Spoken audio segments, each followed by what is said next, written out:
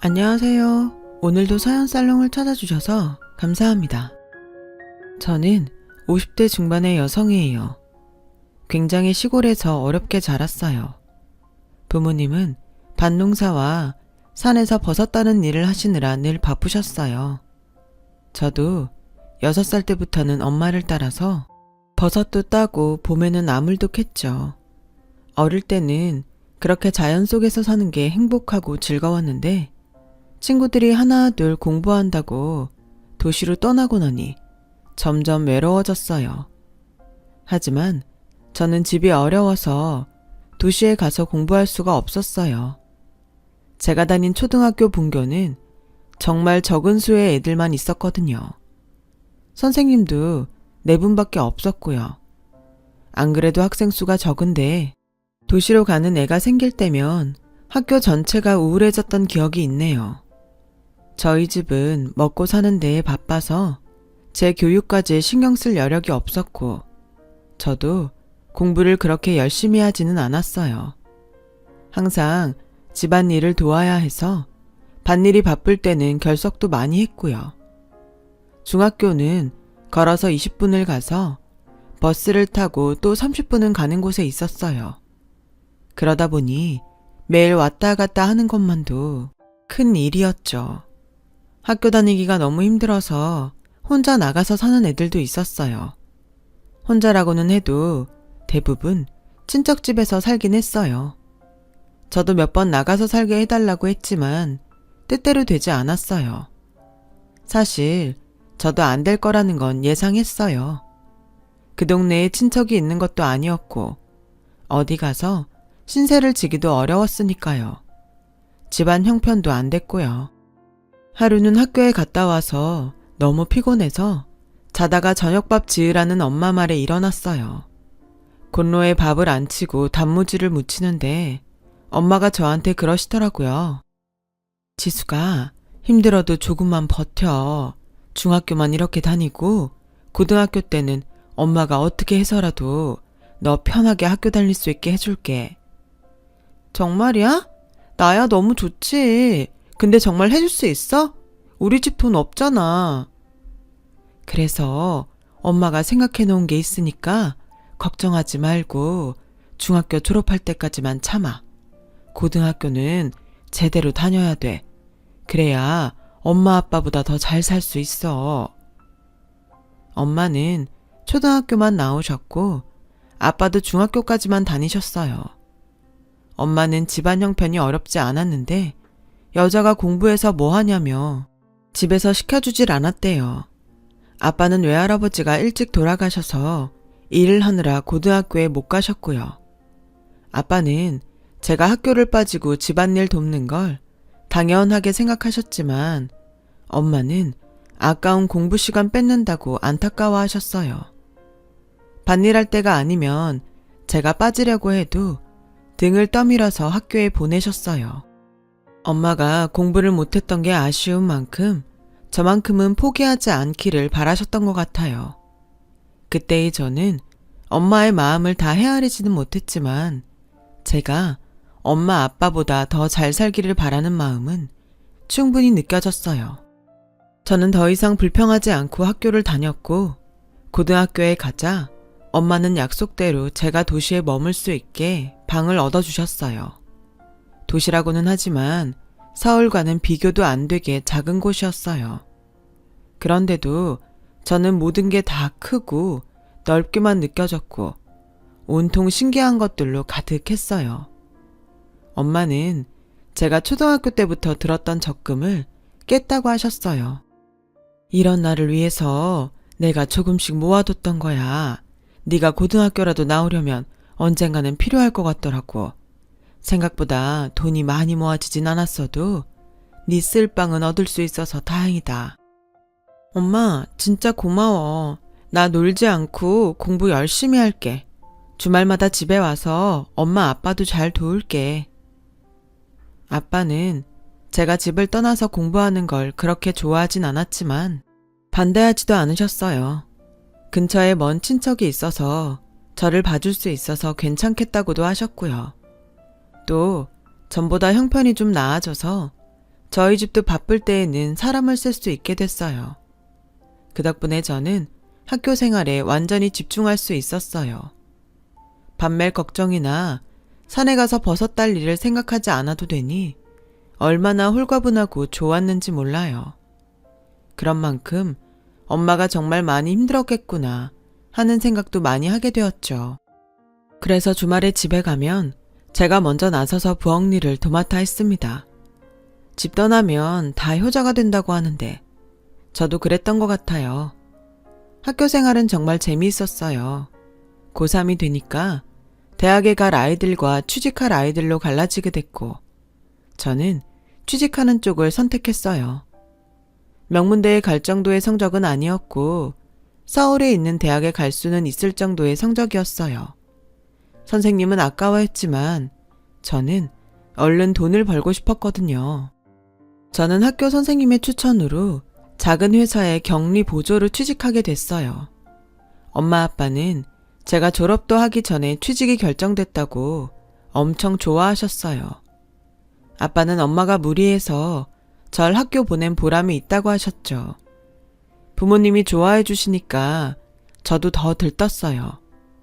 회사에 들어가서 사회생활을 한다고 생각하니 벌써 어른이 된 것 같았거든요. 학교를 졸업하던 날 엄마는 제 손을 잡고 지수가 회사에 들어가서 적응되면 그 다음에는 야간 대학이라도 갈 생각해봐. 힘들었지만 고등학교 졸업하니까 좋은 일자리가 생겼잖아. 대학 졸업하고 나면 더 좋은 데 갈 수 있고 네가 하고 싶은 일도 할 수 있을 거야. 엄마 아빠가 지금 대학까지 보내주지 못해서 미안하다. 그래도 엄마 말 명심해. 네 삶은 네가 바꿀 수 있는 거야. 알았지? 저는 알겠다고 했어요. 하지만 회사에 다녀보니 일을 하면서 학교에 다닌다는 게 보통 각오로 되지 않는다는 걸 깨달았어요. 처음 몇 달은 적응하느라 정신이 없었고 그 다음은 피곤이 쌓여서 일이 끝나면 아무것도 하기 싫어지더라고요. 그래서 2년 정도는 공부할 생각은 접고 회사만 다녔어요. 격리 보조라고 하지만 격리일보다는 잡심부름이나 다른 직원들 뒤치다거리가 더 많았어요. 시간이 흐르면서 나는 언제 일다운 일을 해보나 하는 마음에 제 현실이 답답해지더라고요. 저는 그제야 용기를 내서 야간대학에 원서를 내기로 했어요. 모아놓은 돈도 있고 엄마 말씀처럼 대학 졸업장이 있으면 지금보다는 더 나은 일을 할 수 있을 거란 생각이 들었거든요. 그때부터 회사가 끝나면 학교에 가서 공부하는 생활을 시작했고 몇 년간 고생 끝에 저는 경영학과 졸업장을 받았어요. 그러면서 전산회계 업무 자격증도 같이 땄고 그 덕인지 저는 중소기업 회사에 격리로 들어가게 됐죠. 거기서 남편을 만나게 됐어요. 그 사람은 저희 회사가 물건을 납품하는 대기업 직원이었어요. 직급도 팀장이고 능력 있는 사람이었어요. 저는 그 남자의 능력에 반했고 그 사람은 제가 뭐든 적극적으로 일하는 모습이 매력 있다고 하더라고요. 남자는 아버지가 일찍 돌아가셨고 어머니는 지방대 교수였는데 지적이고 고상한 모습이 참 좋아 보였어요. 나이도 많지 않으신데 공부를 하면서 아이를 키웠을 걸 생각하니 존경심도 들더군요. 혹시라도 제 학벌을 가지고 뭐라고 하진 않을까 걱정도 했어요. 하지만 큰 문제 삼지 않아서 남자와 결혼할 수 있었습니다. 그런데 시어머니는 집안 큰 행사 자리에 절대 저를 부르지 않았어요. 항상 남편만 혼자 갔다 오곤 했거든요. 아무래도 시댁 모임은 저한테 어려운 자리라서 처음엔 속으로 좋아했는데 시간이 갈수록 뭔가 석연치 않은 게 느껴졌어요. 하루는 시어머니가 왜 중요한 행사에 저를 안 부르는지 남편을 붙잡고 꼬치꼬치 캐물었어요. 우리 친척들이 전부 고학력자에 직업도 좋은 사람들이 많거든. 엄마가 비교된다고 중요한 일에는 부르지 말라고 하셨어. 내가 기죽을까봐 신경 써서 그러는 거야? 그런 거면 난 괜찮아. 아무리 내가 모자라도 그래도 당신한테 아내고 며느리인데 중요할 때마다 빠지고 일도 안 하면 다들 뭐라고 하겠어.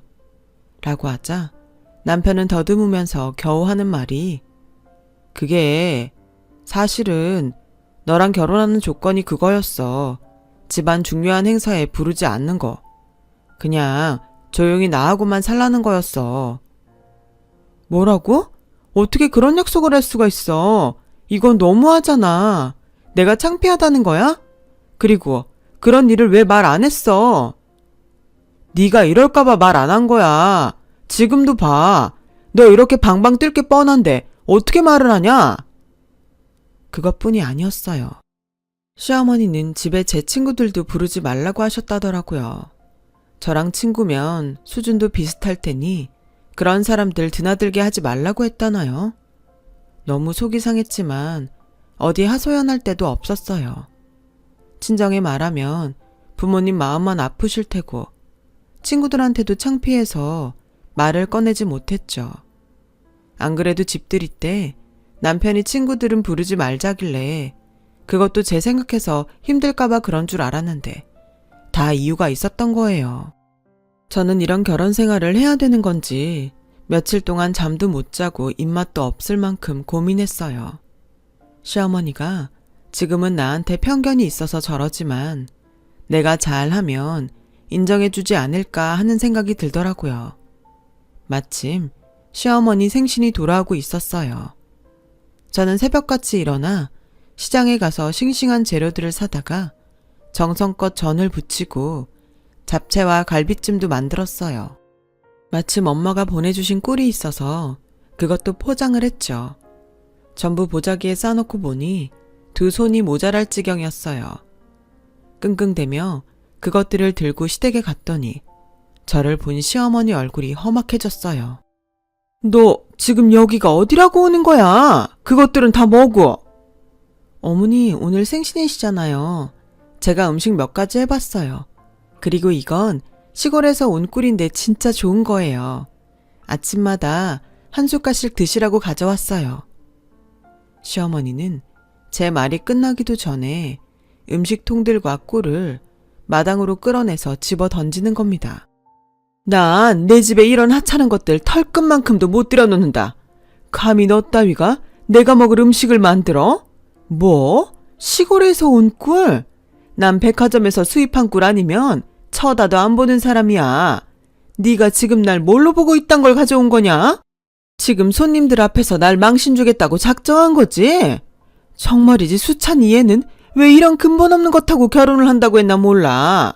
어떻게든 뜯어 말렸어야 되는데 괜히 점쟁이 말에 홀려서는 되도 않는 애를 들여서 이런 꼴을 다 보고 아우 속상해.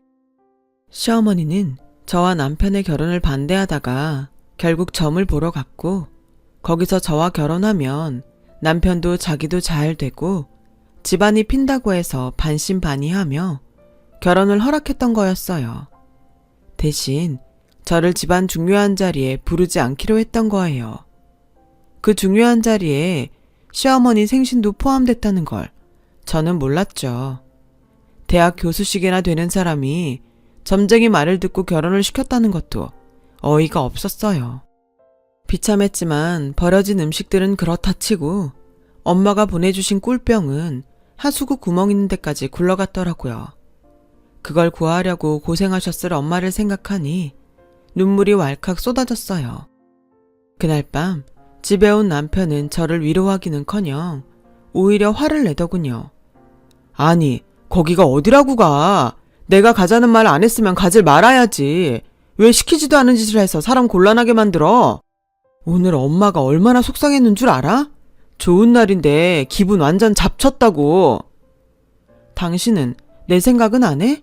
내가 하루 종일 장보고 음식하느라고 얼마나 고생을 했는데 아무리 내가 마음에 안 들어도 그렇지 사람 정성을 그렇게 무시해도 되는 거야? 우리 엄마가 원래 길바닥에서 파는 걸로는 보리차도 안 끓이는 분이야.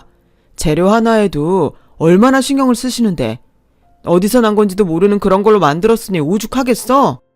안 그래도 당신한테 슬슬 채소 하나라도 백화점에서 사라고 말하려던 참이었는데 결국 이런 사단이 났네. 차라리 나한테 물어보지 그랬어. 아참, 그리고 무슨 꿀도 가져갔다며? 시골에서 온 거 설탕 먹인 가짜가 천지인데 그걸 선물로 가져가? 우리 엄마를 뭘로 보고? 그 말 들으니까 진짜 나도 기분 나쁘더라. 당신이야말로 우리 엄마를 뭘로 보고 그렇게 말을 해.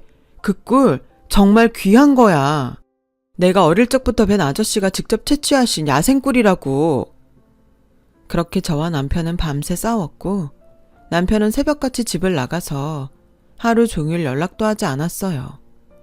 너무 충격을 받아서 하루 종일 일도 손에 안 잡히는데 시어머니가 갑자기 들이닥쳤어요. 시어머니는 들어오자마자 코를 막으며 인상을 찌푸렸어요. 아우, 키키한 냄새. 이게 대체 무슨 냄새야? 아니, 저게 뭐야? 청국장이냐? 네, 저희 친정엄마가 보내주신 거예요. 아우, 내가 못 살아 정말. 너 니네 친정엄마가 보낸 거 아니면 먹고 살 게 없니? 왜 저런 냄새를 집에서 풍겨? 당장 치우지 못해? 그리고 너 수찬이한테 그 꿀이 무슨 야생꿀이라는 둥 그러면서 애를 쥐잡듯 했더라? 하룻밤새 애 얼굴이 반쪽이 돼서 들어오는데 내가 얼마나 놀랐는지 알아? 그이가 어머니한테 갔어요? 저랑 싸우고 나서 간 데가 시댁이라니 정말 어이가 없었어요. 게다가 저랑 있었던 일을 다 얘기한 모양이었어요. 너는 네가 살던 데니까 아무렇지 않을지 몰라도 우린 아니다. 집에서 키우는 개한테도 안 주는 것들을 갖고 와서 우리를 모욕해놓고 적반하장도 유분수지. 그래서 내가 곰곰이 생각을 해봤는데 이건 아무래도 아닌 것 같다. 이 결혼 없던 일로 하자. 네? 아니 어머니, 제가 음식 한번 해갔다고 어떻게 그런 말씀을 하세요. 이혼이라뇨. 그리고 그런 일은 저랑 그 사람이 정하는 거지 어머니가 하실 말씀은 아니잖아요. 이거 봐. 어디서 버릇없이 말대답이나 하고. 우리 니네랑 달라서 집안 어른들 말씀을 중시하는 사람이야. 어린이 결정을 내렸으면 따라야지. 어디서 굴러먹다 온지도 모르는 걸 데려와서 집안 꼴하며 이게 뭔지 몰라. 내가 그 돌팔이 점쟁이한테 완전 속았어. 아무튼 너 당장 짐 싸서 일단 이 집에서 나가 있어라. 조만간 우리가 서류 준비해서 보낼 테니까 그렇게 알고 있어. 남편한테 전화해서 물어봤지만 돌아오는 말은 같았어요. 내가 일생일대의 실수를 한 것 같아. 결혼이라는 걸 그렇게 한순간 감정에 결정하는 게 아니었는데 그땐 내가 뭐에 씌었었나 봐. 우리 서로 자란 환경도 그렇고 안 맞는 게 너무 많은 것 같아. 차라리 빨리 끝내는 게 서로한테 더 도움되는 일 아니겠어? 깔끔하게 헤어지자. 결국 저는 쫓겨나듯이 집을 나왔어요. 집에 돌아가자니 부모님이 너무 속상해할 것 같아서 며칠을 여관방에서 혼자 지냈죠.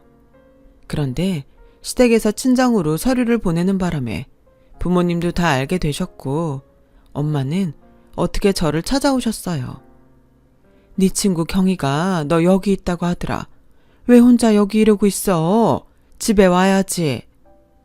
저는 엄마의 따뜻한 말에 그만 통곡을 하고 말았어요. 정말 그때 두고 보자는 마음이 생겨서 이를 악물고 다시 공부를 하기 시작했어요.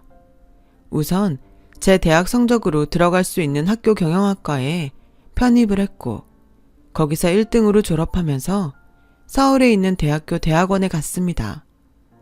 집안 야강대학에서 편입한 4년대 대학을 1등으로 졸업하기 위해 정말 미친 듯이 공부를 했어요.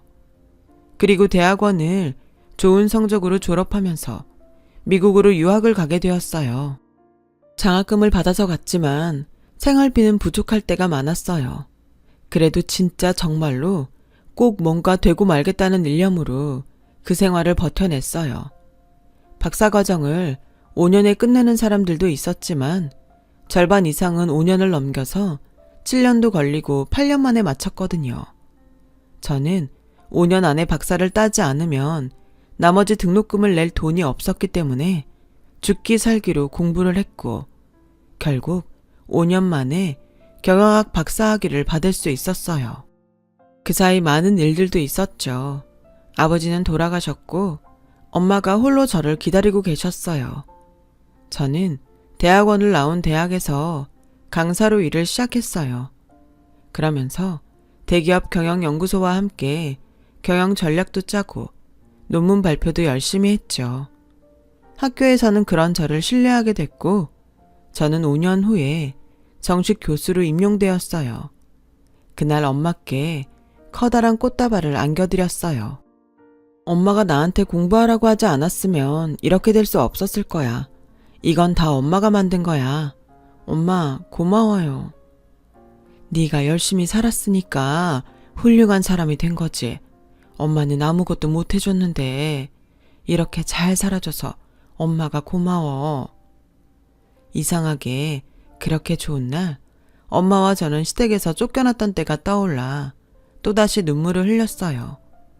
그때는 인생 가장 밑바닥까지 내려가서 너무 비참했는데 여기까지 오게 되니 정말 꿈만 같더군요. 몇 년 후에 저희 학교에서는 현장 경험이 있는 사람들을 교수로 임용하는 공고를 냈고 많은 사람들이 지원을 했어요. 그 중에 대학원 이상의 학력에 실적이 괜찮은 사람들을 출연했고 저는 면접관으로 참여하게 됐어요. 인연이라는 게 참 악연도 인연이긴 한가 보더라고요. 면접을 진행하는 회의실로 가던 저는 복도에 앉아있던 사람들 중에서 뜻밖의 사람을 만났어요. 바로 전 남편이었어요. 그 사람은 저를 보고 긴가민가 하는 것 같더군요. 아무래도 믿어지지 않았겠죠. 지방 야간대학을 나왔다고 자기 집에서 쫓겨난 사람이니까요. 하지만 면접을 보러 들어와서 제 이름을 보더니 눈이 휘둥그레졌고 그 사람은 질문에 제대로 대답도 못하고 버벅대다가 면접을 끝내고 말았어요. 면접이 끝나고 나오는데 저 남편이 저를 기다리고 있더군요. 정말 많네. 어떻게 이런 일이 다 있지? 라는데 저는 아무 말도 하지 않고 그 사람을 지나쳤어요. 그러자 전 남편은 저를 붙잡고서 내가 원래는 준비도 많이 하고 아까 질문에도 다 대답할 수 있었거든? 근데 너무 놀라서 잠시 당황했던 것 같아. 그러니까 나 다시 한번 기회 줄 수 없을까? 그렇게 말 좀 해줘. 강수찬 씨, 여기가 애들 장난하는 데예요? 면접을 다시 보게 해달라는 억지가 어디 있어요? 끝난 건 어쩔 수 없는 거고 그것도 다 강수찬 씨 실력이에요. 자신이 그 정도밖에 안 되는 거니까 자신이나 돌아보세요. 이러지 말고 한 번만 봐줘. 아는 사람 좋다는 게 뭐야. 나 이 기회를 얼마나 기다리고 있었는데 이대로 끝낼 수는 없어. 저희도 강수찬 씨 편의만 봐드릴 수 없습니다. 그러면 다른 사람들하고 형평성에 어긋나잖아요. 자꾸 이러면 청탁으로 알고 보고할게요. 라고 하자 전 남편은 그제야 물러났어요. 남편은 학교도 좋은데 나왔고 회사에서 평이나 실적도 나쁘지 않은 편이었지만 눈에 띄게 뛰어난 건 아니었어요. 거기다 면접을 망쳐서 점수가 낮아 떨어질 수밖에 없었죠. 그런데 발표가 난 직후에 전 남편과 시어머니가 저를 찾아왔어요. 네가 예전 일로 사적인 감정 때문에 우리 수찬이를 떨어뜨린 것 같아서 내가 문제 제기를 하려고 왔다. 라는데 여전히 저를 깔보는 표정으로 보더라고요.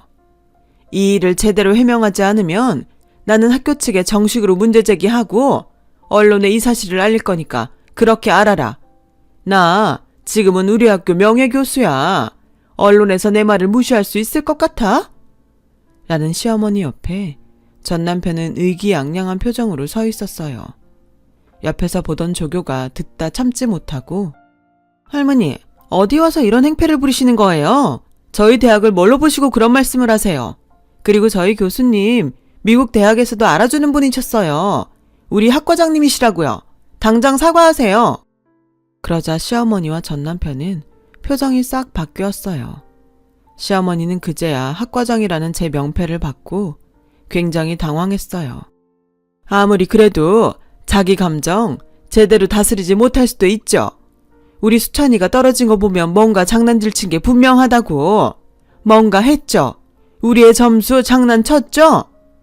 라며 더듬더듬 저한테 존댓말을 쓰는 시어머니를 보니 웃음이 나왔어요. 정 그러시면 제가 채점표 보여드릴게요. 그나마 점수는 제가 제일 괜찮게 줬거든요. 저는 시어머니와 전 남편한테 채점표를 보여줬죠. 그걸 본 두 사람은 얼굴이 빨개지더니 어쩔 줄 몰랐어요. 대부분의 교수들이 전 남편한테 가장 낮은 점수를 줬거든요. 할머니, 여긴 할머니가 있던 그런 작은 대학하고는 수준이 달라요. 누구 말 한마디 때문에 떨어뜨리는 데가 아니라고요. 저한테 말도 안 되는 소리 계속 하시면 저도 강수찬집 회사에 저한테 어떤 식이었는지 어떻게 했는지 알릴 거예요. 인성이 먼저인 거 아니겠어요? 요즘은 시댁이 며느리한테 함부로 하는 거에 민감한 거 아시죠? 할머니 학교에서 명예교수라고요. 할머니는 학교에서 저한테 했던 행동이며 오늘 이러고 와서 행패 부리는 거 알면 계속 그 자리에 두겠어요? 라고 하자 시어머니는 그제야 그때는 우리가 정말 실수했다. 미안해. 내가 어떻게 하면 되겠니? 비굴할 정도로 비는 시어머니를 본 전 남편은 굉장히 당황하더라고요. 엄마, 갑자기 왜 이래? 그냥 가면 되지. 뭘 빌기까지 해? 너 조용히 하네? 네가 뭘 한다고 이래? 교수 사회에서 평판 한번 깎이면 어떻게 되는 줄 알아? 입 다물고 가만히 있어. 자신의 위신과 명예만 중요한 시어머니를 보니 한숨이 절로 나왔어요. 됐으니까 돌아들 가세요. 더는 찾아오지 마시고요. 한 번만 더 와서 엉뚱한 소리 하면 그땐 진짜 가만 안 있어요. 명예훼손으로도 고소할 거예요. 라고 하자 남편은 억울하다는 듯 뭘 그렇게까지 말해. 난 엄마 때문에 그런 것밖에 없어. 정말 내 뜻이 아니었다고. 혹시라도 나한테 섭섭한 거 있으면 다 풀고 회사에는 아무 말도 하지 마. 부탁이야. 이보세요. 저랑 무슨 사이인가요? 상대방에 대한 예의 몰라요? 어따 대고 자꾸 반말이니? 라고 소리쳤더니 그 사람은 놀라서 말을 못하다가 더듬거리더군요. 그렇게 남편과 시어머니는 돌아갔지만 그 후에도 몇 번 저를 찾아왔어요. 어떻게든 제 비위를 맞춰서 좋은 자리를 얻어보겠다는 속셈이었죠. 저는 만나주지도 않았고 조교들한테도 제 방에 들여보내지 말라고 했어요. 결국 두 사람은 더 이상 저를 찾지 않더라고요. 나중에 들은 얘기로는 시어머니가 교수 임용 당시 논문이 다른 사람 걸 표절한 게 들통나서 교수직을 박탈당했다고 하더라고요. 참나, 진짜 세상 일 아무도 몰라요. 그렇게 잘난 척을 해대더니 논문 표절이라뇨. 학교에서는 시어머니를 연구비 횡령으로 고소도 했다고 해요. 전 남편은 회사에서 정리해고 때 쫓겨났고요. 그 후로 지금까지 두 사람에 대해 들은 소식은 없습니다.